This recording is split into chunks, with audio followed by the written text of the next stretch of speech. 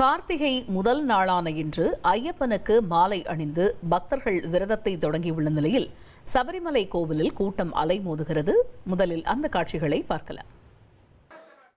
கூடுதல் தகவல்களை செய்தியாளர் சிவசபாபதி விவரிக்க கேட்போம். சிவசபாபதி, வணக்கம். இன்று தொடங்கி அடுத்த 48 நாட்கள் சபரிமலையில் பக்தர்களுடைய எண்ணிக்கை அதிகரித்து காணப்படும் என்று எதிர்பார்க்கப்படக்கூடிய சூழல்ல இன்றைய தினமே அதிக அளவில் பக்தர்கள் சபரிமலையில் குவிந்திருக்கிறார்கள் அப்படிங்கிறத காட்சியின் வாயிலாக பார்க்க முடிகிறது. அங்க பக்தர்களுடைய வருகை முன்னிட்டு செய்யப்பட்டிருக்கக்கூடிய சிறப்பு ஏற்பாடுகள் என்ன?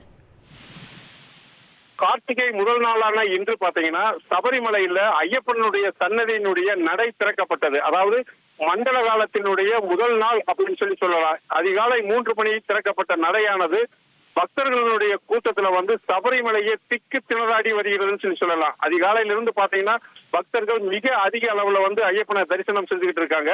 அதே மாதிரி பாத்தீங்கன்னா கூட்டமும் மிக அதிக அளவுல இருக்கு. ஒரு நாளைக்கு பாத்தீங்கன்னா ஆன்லைன் மூலியமா 70,000 பேரும், ஸ்பாட் புக்கிங் மூலியமா 20,000 பேரும் புக் செஞ்சு சபரிமலைக்கு வரலாம் அப்படின்னு சொல்லிட்டு தேவஸ்வம் போர்டு அறிவிச்சிருந்த நிலையில பாத்தீங்கன்னா கடந்த ஒரு 15 நாள் வரை ஆன்லைன்ல புக் செய்யப்பட்ட எல்லா ஸ்லாட்டுகளும் ஃபுல் ஆயிருச்சு அப்படின்னு சொல்லலாம். இப்ப பாத்தீங்கன்னா ஸ்பாட் புக்கிங்ல மிக அதிக அளவுல பக்தர்கள் முன்பதிவு செஞ்சுக்கிட்டு சபரிமலைக்கு வந்துகிட்டு இருக்காங்க. இவங்க எல்லாம் ஒட்டுமொத்தமா கூடுறதுனால இன்று மட்டும் கிட்டத்தட்ட 1 லட்சத்திற்கு மேற்பட்ட ஐயப்ப பக்தர்கள் சாமியை தரிசனம் செஞ்சிருக்காங்கன்னு சொல்லலாம். இரவு 11 மணி வரை நடை திறந்திருக்கிறதுனால இன்னும் அதிக அளவு பக்தர்கள் சாமி தரிசனம் செய்யக்கூடும்.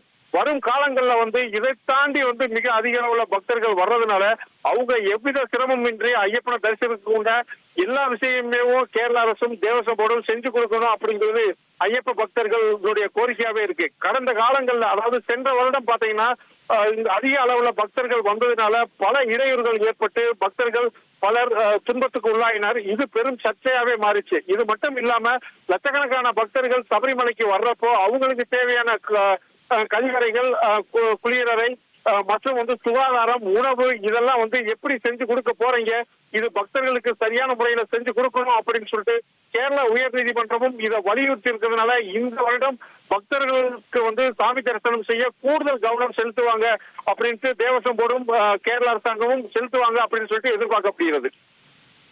தகவல்களுக்கு நன்றி சிவசபாபதி.